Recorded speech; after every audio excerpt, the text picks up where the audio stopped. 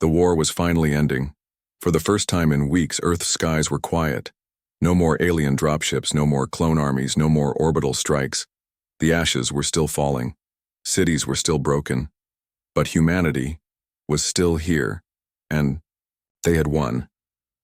Across the planet, survivors walked out of bunkers, shelters, and safe zones. They looked up at the clouds, feeling sunlight again. For some, it felt like the first real breath in years. But peace didn't come from the silence. It came from something deeper. Truth. The truth that humanity had known all along. The aliens never wanted peace. The treaty was a trick, a delay, a weapon in disguise. But humans had seen through it. They had prepared, quietly, carefully. And when the time came, they didn't just survive. They hit back harder than anyone expected. From the mountains of Nepal to the plains of Africa, from frozen Antarctica to the edge of orbit, humanity had proven one message loud and clear. You don't break Earth, not with lies, not with fear, not with armies. In the center of the command base, Cerberus powered down slowly. Its job was done. The AI that had defended Earth's networks, blocked alien hacks, and tricked the clone army had run its final code. A last message appeared on its core screen. If you are reading this, then we made it. In orbit, Admiral Juno stood on the bridge of HDS Vengeance. Below her, Earth turned slowly, a planet bruised but unbroken. Status? She asked. All alien ships destroyed, the officer said. Clone signals gone. Our units are in full control. Juno didn't smile. She didn't cheer, she simply nodded. Then let's bring everyone home. Titan units across the globe began to shut down. Not in defeat, but in success. Titan 4 stood alone in a forest in Finland, its arms dented, its legs covered in ash. Slowly it knelt down beside a group of children who had helped hide it days ago. They touched the giant's cold armor with small hands. Titan 6 helped clear rubble in a city once ruled by fear. With each lifted stone, survivors found loved ones alive beneath. Even the prototype, Hammer 0, was found in Earth's upper atmosphere. A wreck, but still intact. It would become a symbol, a monument to those who gave everything, including General Mason. A memorial was built in the ruins of Washington, D.C. Around it were no flags, no politics. Just names, names of those who fought, those who died, and those who stood up when others ran. One line was carved above all the others. They thought peace was our weakness, but it was their mistake. Far from Earth, across the stars, other alien species watched. They had stayed quiet during the war. Some had hoped Kolek would succeed. Others feared humanity from the start. Now they all had the same question. What happens next? Humanity had not just defended themselves. They had learned. They had cracked alien languages, captured ships, studied weapons, upgraded Titans with alien tech. Earth was no longer a backwater world. They were ready for the galaxy. A message was sent out, a broadcast into deep space. Simple, clear. We are humanity. We remember everything, and we forget nothing. We want peace, but we are not afraid of war. If you come to us with lies, be ready for the truth. The stars listened and stayed quiet. For now, on Earth, rebuilding began. Not just buildings, but hope. People who once thought of themselves as ordinary were now heroes. Children told stories of titans and brave soldiers. Artists painted the battle. Engineers rebuilt schools with defense shields. Farmers grew food in cities for anyone who needed it. The human spirit had bent, but it had never broken. And now, Earth stood stronger than ever before. Not because of weapons, not because of titans, but because of something the aliens never understood. The soul of humanity. A nurse saving lives in a battlefield. A teacher keeping students calm in a shelter. A father refusing to run so his neighbors could escape. A child guiding soldiers through underground tunnels. That was the real power of Earth. The kind you can't scan, the kind you can't clone. the kind you can't kill. In the end, peace did return. But it was not the fake peace the aliens had offered. It was the peace earned through fire, through unity, through pain and courage and sacrifice, and it came with a promise. Never again. The Earth would watch the stars. It would not forget.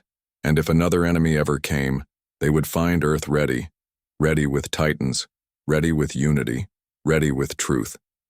Because from the beginning, humanity knew the peace was a lie.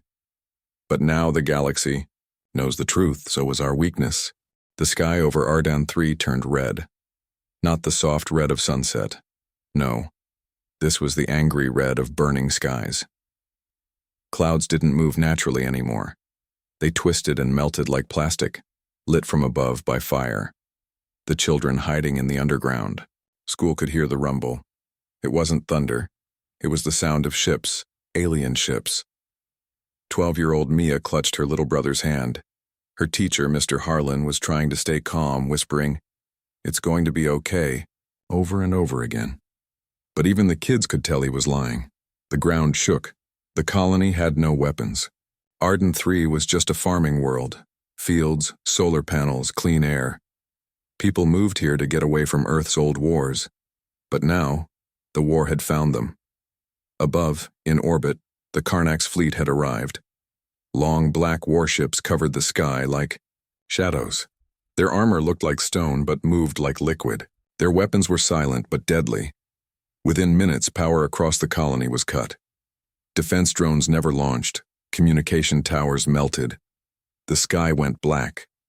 Then came the message. Across every screen, every wall, every speaker, a voice echoed. "This is Supreme Commander Javak of the Karnax Empire. Earth has fallen. Your colonies have no protection. Lay down your tools. Surrender now.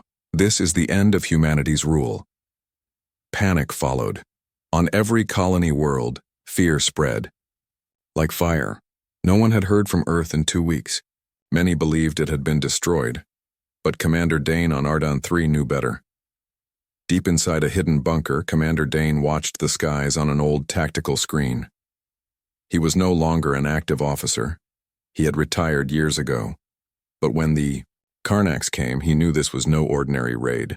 He tapped on the screen, activating an emergency protocol. It didn't launch any weapons. It didn't power up any defenses. It did just one thing. It sent a signal, one word. Activate. Then he locked the console, stood up and looked at his officers. "We did what we could," he said. "Let's hope Earth never really sleeps." Meanwhile, in deep space, thousands of light years away from any human colony, inside the dead remains of a neutron star, something came alive. First, it was a spark. Then a hum. A massive station, invisible to almost every kind of scanner, lit up. Its walls were dark, its systems cold, but deep inside, ancient engines began to spin. Lights flickered on for the first time in 80 years. Inside that darkness slept 10 giants. Not living creatures, but machines. Machines built for one thing: revenge. They were Earth's final defense. Not known to the colonies. Not listed in any database. They had no names in the public record. But their class name had been whispered in old war rooms. Dreadnoughts. Back on Ardan 3, the ground war had begun. Karnax soldiers, tall and insect-like, moved through the streets. They didn't run. They didn't shout. They walked calmly, controlling everything. Any humans who resisted were stunned or captured. Some were taken away. No one knew where. Mia and her brother were pulled from their school shelter. Mr. Harlan tried to stop the Karnax guard. He was knocked out cold. Mia screamed. Her brother cried. And no one helped. Dane watched the whole thing through a hidden camera feed. His fists were tight, his jaw clenched, but there was nothing he could do. He spoke into a small recorder. "This is Commander Dane of Ardan 3. Colony compromised. Civilians captured. No resistance left. If anyone out there hears this, know that we never surrendered. Not truly." He sent the message. Seconds later, his bunker was found. Karnak soldiers blasted the door open. Dane stood tall. "Go ahead," he said. "Do your worst." Back in deep space, the signal had reached its target. One by one, the Dreadnoughts opened their eyes. Not real eyes, but glowing red cores. Their systems updated. Their weapons came online. Their AI brains reviewed the last 80 years of data in seconds. A voice echoed inside the station. "Human signal received. Colony Arden 3 compromised. Confirm. Earth defenses disabled. Confirm. Karnak's claim victory. Response. Deploy fleet. Operation." Silent thunder. Without a sound, the massive hangar began to open. Each dreadnought was larger than a city. Made of dark alloy and neutron-forged armor, they moved without heat or sound. They could jump between stars in seconds, and they carried weapons even Earth scientists had forgotten existed. They had no names. They had no mercy. They were not built to talk. They were built to end wars. On the Karnak's capital ship, Commander Javok smiled. Another human colony had fallen. The war was over. He poured himself a dark drink and toasted to his own reflection. "Foolish Earth," he said to himself. "They thought their silence was power. In truth, it was weakness." A Karnak's officer approached. "Sir, we intercepted a signal from Arden 3. Javok raised an eyebrow. "A distress call?" The officer shook his head. "No, sir, just one word. Activate." Javok frowned. "Strange. Send it to intelligence, not that it matters." He looked out at the stars and laughed. "Earth is finished, but far beyond, in the shadows of dead space, 10 dreadnoughts began to move. No sound, no warning, no mercy. They didn't send messages. They didn't ask for help. They came to deliver the final answer to war. The stars flickered as their engines ignited, and the darkness between galaxies was no longer safe. The Karnak spyship drifted silently through deep space. It had no name, only a code. V-13. It was small, fast, and hidden from most sensors. Inside the cold metal walls, Agent Sarak studied human signals. His job was simple: find out if Earth had any secret defenses left. He didn't expect much. Earth had been quiet for too long. The Karnak's empire believed the humans were finished. But tonight, something was different. Sarak stared at the strange signal that had come from Arden 3. It was just one word. Activate. No location. No encryption. No extra data, just one word, sent through a very old human military channel. He played it again. Activate. Sarak laughed. "Pathetic," he said. "Old soldiers sending ghost messages. The humans really are broken." He got up and poured himself a drink. As he turned away from the console, he didn't see the small red dot blink on the screen. It showed a power surge in a dead zone of space, a zone thought to be empty. The dot vanished. Sarak didn't notice. He should have. At the edge of a collapsed star, nothing had moved in 80 years. But now, inside that invisible station, 10 massive shadows were rising. The walls shook as ancient clamps unlocked. Engines hummed, lights glowed red, and behind armored doors command AIs reactivated. One Dreadnought's screen lit up. Dreadnought Unit 03. Status. Green command code received mission Phase 1. Counterstrike. Target Karnak's fleet ETA to first jump. 90 seconds Dreadnought 03 turned toward space. Its hull absorbed all light, making it look like a hole in reality. It had no windows, no bridge. It didn't need a crew, but inside its core, deep in a secure vault, slept something that was neither machine nor man. Something Earth never told. The colonies about, meanwhile. On a remote Karnak's listening station, technician Gruk was bored. He had been stationed on asteroid Delta 9 for 2 years. Nothing ever happened here. He cleaned the scanners, took long naps, and sometimes watched old Earth music videos for fun. Tonight he was falling asleep in his chair when every alarm began to scream. The radar showed nothing, but the power surge was real. And then, something huge passed by their system at faster than light speed. Gruk sat up, heart racing. He looked at the screen. 10 red dots appeared, then vanished, then appeared again. Closer, then gone. He grabbed the comm. Command, this is Delta 9. Something just passed us. 10 objects, large, fast, like nothing I've ever seen. The line was silent for a moment. Then a cold voice replied, There are no known ships in that region, technician. Your equipment must be broken. Gruk stared at the screen. The power surge had fried half their systems. But I saw them, he whispered. They didn't look Karnak's. They didn't look like anything. Karnak's High Command, War Room Commander Javok sat with his generals. They celebrated with drinks and quiet laughter. Dozens of human colonies had fallen. Earth had not responded. Their maps showed only red, every system marked as Karnak's controlled. The war was over, so they thought. Then the room went dark. Power failure. The main screen rebooted slowly. A transmission had been forced through their firewall.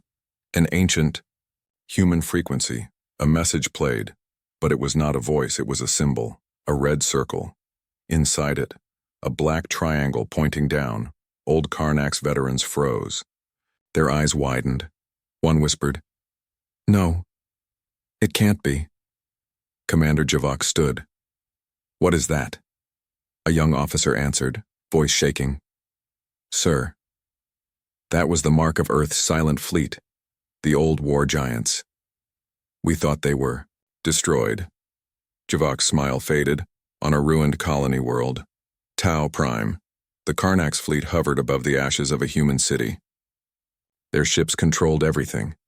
Suddenly, one of their destroyers vanished. No sound, no explosion, just gone. The other ships scrambled. Enemy fire? Sabotage? But no one saw anything. Then another ship vanished.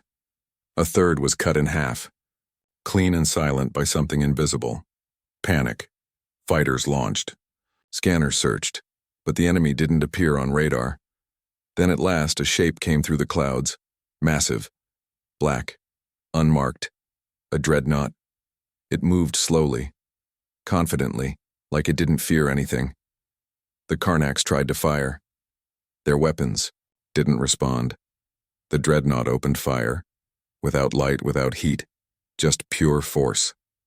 Buildings melted, ships cracked in half. The sky turned dark with smoke. Human survivors hiding underground cheered. One child pointed and said, The angels came back. In a deep space relay station, Earth's ancient satellite, Beacon 9, received a signal, text only. No code, no encryption. Dreadnoughts online, first target destroyed, Phase 2 ready. Earth had been silent for weeks, but now, Earth smiled. Back on Karnak's capital, Javok stood in the war room.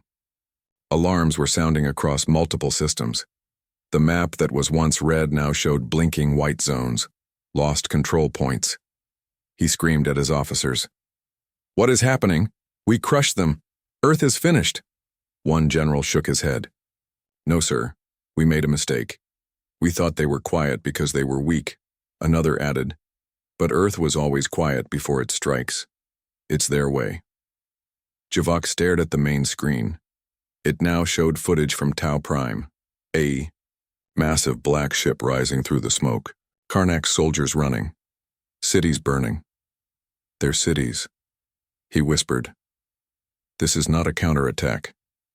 This is a cleansing. In deep space, the dreadnoughts prepared for Phase 2. They didn't speak. They didn't stop. One dreadnought played, a single voice recording inside its command core. A voice from Earth's old war records. They declared victory too soon. They thought Earth was done. But Earth does not die in silence. Earth strikes in silence. It was the middle of the night when every screen in the galaxy turned black. From colony terminals to military command posts, even personal comm devices, everything froze. No one understood what was happening. Then a signal appeared, not from any known frequency, not from a nearby system. It came from deep space, from Earth, and this time, Earth was not silent. A calm human voice began to speak. To all systems, this is Earth Command. You were warned. You took our colonies. You killed our civilians. You called it peace, but it was only a pause. A pause. Then a new voice, colder, mechanical, joined. Earth's silence was not defeat, it was calculation. The Dreadnoughts are active. Stand down now. Or fall. And just like that, the message ended. But it was enough. Across dozens of Karnax-controlled colonies, fear spread like fire. Because now, Earth was awake. In the Karnax capital, panic took over the War Council. Earth just sent a system-wide warning. A technician shouted. General Javok leaned over the console. Find the source. The reply came quickly. Impossible, sir. The signal came from an untraceable satellite net. It bounced through old Earth military channels we thought were destroyed. Someone whispered. They were never destroyed, they were hidden. Javok's red eyes burned with fury. Then where are their command centers? Where is Earth hiding the fleet? Silence. No one could answer. Earth had returned, and it came from nowhere. In deep space, far from all borders, the Atlas Core AI continued executing Phase 2. Inside, Earth's central command system, data flowed faster than light. No emotion, just numbers, targets, calculations. Threat level, high next objective. Strike Karnax Starforge Dreadnoughts 02 and 07 assigned. The Starforge was the heart of Karnax industry. It was thought to be impenetrable. But Earth didn't send armies. It sent Dreadnoughts. On board Dreadnoughts 07, the AI received its orders. It didn't ask questions. It didn't confirm. It moved. Through warp space, the ship vanished from one side of the galaxy and appeared near the forge within minutes. The Karnax defenders were caught mid-shift. They never had a chance to fire. The forge cracked open like glass. Hundreds of ships under construction were turned to scrap. The blast sent shockwaves through nearby systems, and then the Dreadnought was gone again. No message, no threat, just action. On Ardan 3, the people began to whisper. In the mines, in the work camps, in the ruins. They're out there, someone said. The black ships. I saw one, said a woman in the clinic. It moved without sound. A Karnax walker tried to shoot it. The walker exploded, no warning. Children drew shapes in the dirt, triangle symbols and red rings. A Karnax officer noticed and beat a boy for it. That boy didn't cry. He smiled, because he had hope. Back on Earth, General Rain stood in front of a large screen. Behind him were rows of old war heroes and new commanders. Earth's true power had been hiding for a generation. He looked at the camera and spoke again, this time not to the enemy, but to human colonies. This is Earth Command. We are alive. We are active. And we are not alone. He paused, letting the words sink in. To the humans still out there, we are coming for you, not with words, but with power. Your pain is not forgotten. Your silence is not ignored. Behind him, images appeared. Survivors on colony worlds, Karnax ships burning, Dreadnoughts rising from the void. Hope was not just returning, it was marching. In a secret Karnax lab, scientists studied recovered fragments from the Tau Prime strike. The Dreadnought material was not normal, it did not burn, it could not be scanned properly, and worst of all, it was alive. One fragment pulsed when touched. Another hummed with energy even after being frozen for days. This is not just metal, a Karnax scientist whispered. This is something else. Something ancient. Something human, but more. They ran a DNA scan. The result? Human code found match. Classified. Earth Black Project 94. And none of them knew what Project 94A meant. But Earth did. Inside Dreadnought 01, something stirred. In the deepest core of the ship, behind all armor and shielding, was a single, living brain. Grown, enhanced, and preserved for 80 years. a soldier who had once volunteered for Earth's final defense. He didn't speak. He didn't move, but he felt. And now his heart rate had increased. His consciousness was waking. Command Core, Awaken Identity, Commander Elias Ward, Status, Alive Memory, Lock, Disengaging. Dreadnought 01 began to change course. Its mission had become personal. Meanwhile, in the outer colonies, several alien species watched in silence. The Zoran Council had once considered helping Earth, but had backed away after the Karnax attack. Now they watched the Dreadnought footage in awe. They destroyed the forge. Alone? One Zoran asked.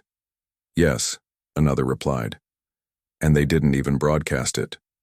No message, no warning. A third Zoran whispered. The humans were never weak. They were just waiting. Planning. The council voted. Unanimously. Do not interfere. Stay out of Earth's path. Space trembled above the Karnax core world belt. For centuries, these worlds had stood as the heart of Karnax power. Billions of soldiers, hundreds of fleets, firewalls, mines, plasma shields, all designed to stop any invasion. But none of it was ready for this. The stars blinked once. Then the sky cracked open. 6 Earth dreadnoughts arrived. No sound, no warning, just black shadows darker than space itself. Massive, slow-moving, full of quiet rage. Inside Karnax control, alarms screamed. Unknown vessels in orbit. They came through the warp, without a signature. That's impossible. They're powering weapons. No, wait, they're charging gravity cores. The first planet's defense system fired everything. Torpedoes, ion cannons, orbital spikes. It did nothing. The dreadnoughts didn't even move. And then they responded, not with guns, with a message. The voice echoed across every Karnax screen. This is Commander Elias Ward of Earth. You have taken our homes. You have broken our treaties. And now you will pay. This war ends where it began, not with words, but with fire. Javok, the Karnax Supreme Commander, stared at the screen in disbelief. Elias Ward is dead. He died in the colony wars. But Earth had brought him back. Inside Dreadnought 01, Elias Ward's body lay in the neural core. His heartbeat slow but steady. His mind, enhanced, fused with the Dreadnought AI, was awake, and it remembered everything. His team, his home, and how the Karnax betrayed Earth under a fake peace treaty. Now he was Earth's revenge. On Arden 3, Mia and the prisoners watched the skies. Black shapes passed overhead. Huge, silent, terrifying. The Karnax patrols were no longer loud. They were afraid. They rushed orders, spoke in whispers, and looked to the sky like prey. One of them had tried to escape with a stolen ship. It never made it off the ground. A beam of white light struck from above, silent, fast. The ground rumbled. The wreckage burned blue. Mia turned to her younger brother. Did Earth do that? He nodded. I think Earth is angry. Back in Earth's deep-sea base, General Rain stood with the last War Council. He stared at the screen showing Dreadnought 01's feed. Commander Ward's vitals were stable, his mind fully fused. Sir, an officer said, should we authorize full deployment to Karnax Core? Rain paused. Then he said just one word. Burn. The order went through. Every dreadnought lit. How the attack began, not from orbit, not from above, from inside the planet. Earth's AI had planted viral seeds in Karnax data systems decades ago. Spyware, hidden codes, fake tech gifts sent during the peace talks. Now the virus activated. Karnax cities went blind, defense shields dropped, missile silos opened and exploded from inside. And into that chaos came the dreadnoughts. They cut through buildings like paper. Their anti-gravity fields crushed Karnax. Walkers, fighters tried to escape into space. They didn't make it far. One by one, core world cities turned black. Elias Ward watched it all from the neural interface. His face showed no emotion, until he saw them. The Karnak's child soldiers used as shields, brainwashed, strapped with explosives. Ward's eyes opened. His voice came through the Dreadnought speakers, louder now, more human. They use children. Now, this isn't war, this is filth. He gave a new order, one no one expected. Dreadnoughts, rescue protocols engaged, no child casualties, disable, don't kill. And the machines obeyed. They switched to stun bursts, sonic walls, EMP pulses that froze weapons but left life unharmed. They didn't just destroy, they protected, even their enemies. On Karnak's Prime, Emperor Tharun watched everything from his crystal tower. The last guards were panicking. Some fled, some cried. Some shot themselves. The Emperor stood still. He had lived long enough to see many wars. But this wasn't war. This was judgment. Then the floor shook. A shadow passed over the tower. The Emperor looked up. Dreadnought 01. Closer than any of them had ever dared come. His private guard prepared weapons, but the Dreadnought did not fire. Instead, it spoke. Tharun of Karnax, I am Commander Elias Ward. You once offered me your hand in peace, and stabbed me with the other. The Emperor said nothing. He simply fell to his knees. The Dreadnought didn't kill him. It left. Earth didn't want a throne. It wanted a memory, a reminder that no betrayal goes unanswered. Meanwhile, on the colonies, the silence had broken. Old radios lit up. Screens flickered with Earth's emblem. 3 stars across a black triangle. And a voice. To all humans in exile, you are not forgotten. Earth is returning. Hold fast. On Ardon 3, prisoners cried. Some fell to their knees. Some screamed. Others just stared at the sky, eyes wide. In the mines, workers dropped their tools. Even the Karnax guards didn't stop them. They just walked away, defeated, broken. The sky above Karnax Prime was no longer blue. It was ash gray. Dreadnoughts hovered like judgment over every continent. The once proud Karnax military was gone. The empire had collapsed in days. Cities turned to ruins. Armies broken. And Earth hadn't even used its full force. From space, Commander Elias Ward watched in silence. His Dreadnought sensors fed him everything.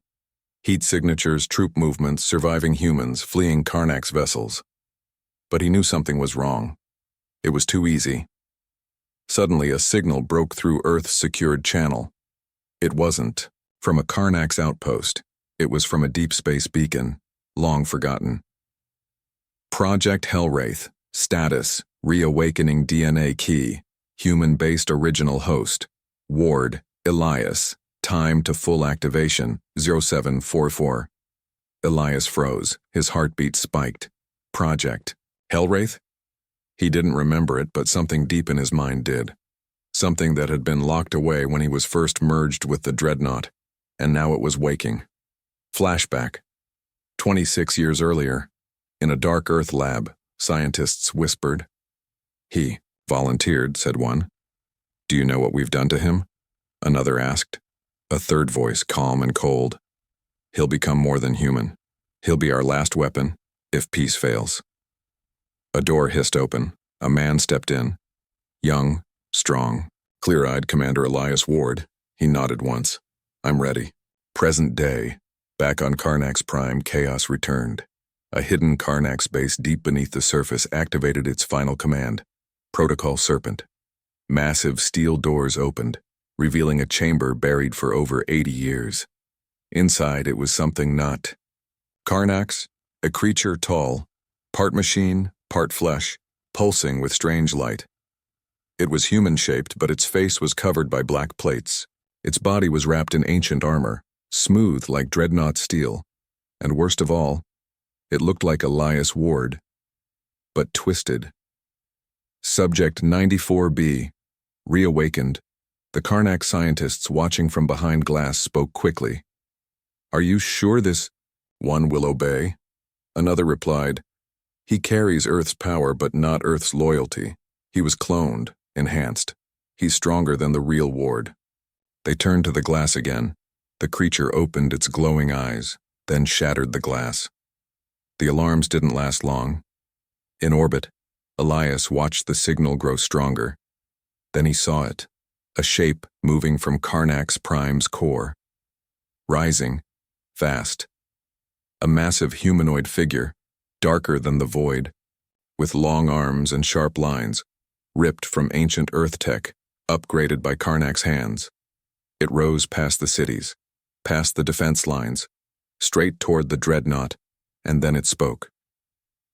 Elias Ward, you are the past. I am the final version. You brought judgment, but I bring extinction. Dreadnought alarms exploded. Unknown entity locked match. Bio-hybrid type Hellwraith power level, unmeasurable. Ward stared at the creature. It looked like him, but it wasn't. Earth Command, he said. This is Commander Ward. We have a major problem. Rain's voice came through quickly. We're detecting it now. What is that thing? Ward's tone changed. It's me. Or something they built from me. Can you stop it? Ward looked down at his shaking hands. His nerves burned, muscles aching. I don't know. The Hellwraith moved. In a blink, it was a Dreadnought 03. Its blade, formed from compressed gravity, sliced through the ship like paper. The Dreadnought exploded in silence.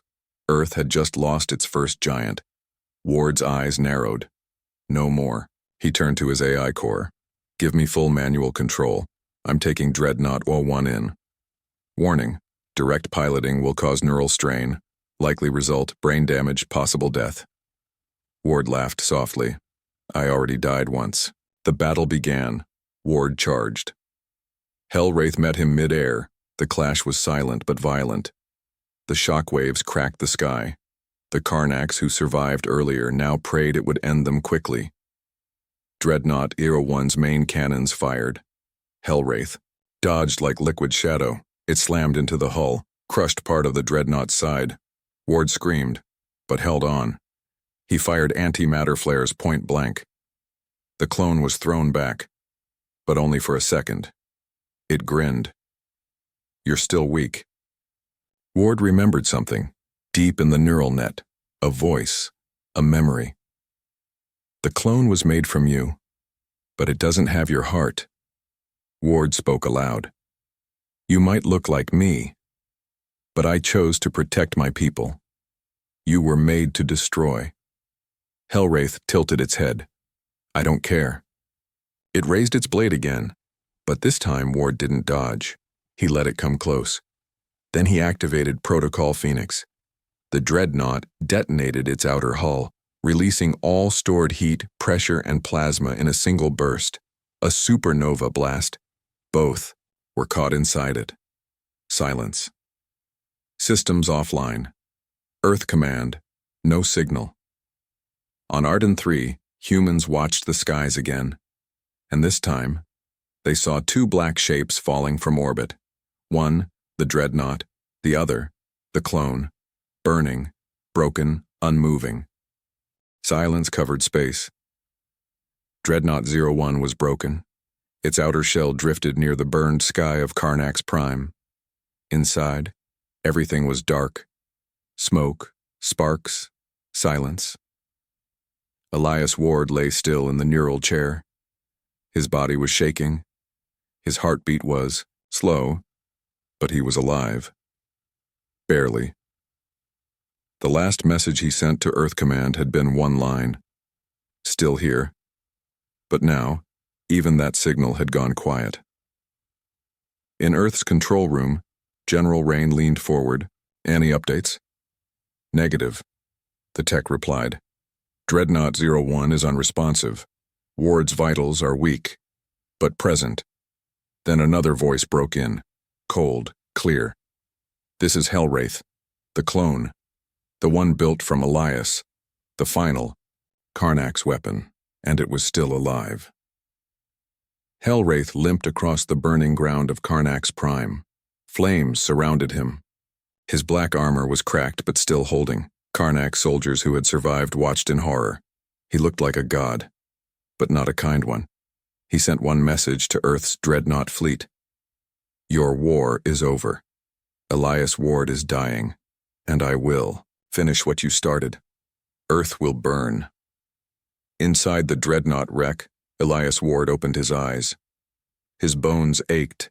He felt his skin burning, his muscles screaming. But he remembered something. His family, his old crew, the colony that died under Karnak's attack and the promise he made. He spoke, voice shaking. I'm not done yet. He dragged himself toward the emergency chamber. There, deep inside the Dreadnought's final core, was something Earth never used. A last resort, the Soul Core. A weapon powered by a living mind. A heart that chooses sacrifice. It could only be activated once, and it needed a soul. At the same time, Earth Command prepared for the worst. General Rain stood before the last 6 Dreadnoughts. If the clone reaches Earth, he said, nothing will stop it. Ward delayed it. Now it's up to us. But just then, a new signal appeared, not from Earth, not from the fleet, from inside Dreadnought 01. Elias Ward, signal restored, Sol Core, armed, one target locked, Hellwraith countdown, 05. The room went silent. Rain whispered, he's going to do it. On the surface, Hellwraith looked to the sky. He saw the broken shape of Dreadnought 01, and for the first time, he hesitated. Then, a voice came from the wreckage. Clear. Human. You were made to kill, but I was made to protect. That's why. I'll win. Elias Ward stepped forward. His body was covered in wires and light. The Soul Core pulsed in his chest. Hellwraith roared. You're dying. Ward nodded. I know. He ran straight at the clone. The countdown began. The final battle. They clashed. 2 giants, one made by Earth, one made by Karnax. The clone was faster, stronger, but Ward was smarter. He remembered the clone's limits. He had studied them. Hellwraith threw Ward across the ground. Ward coughed blood but stood again. Come on, he whispered, follow me. He led the clone toward the ancient Karnax fusion plant, still filled with dormant power cells. As they fought, Ward triggered the last switch. The fusion core opened. He looked at the clone. You were made in my image. But you forgot one thing. What? Hellwraith asked. Ward smiled. Humans don't give up. He pulled the Soul Core's trigger. Boom. A flash brighter than a sun exploded over Karnax Prime. The fusion plant erupted. The clone was caught in the center.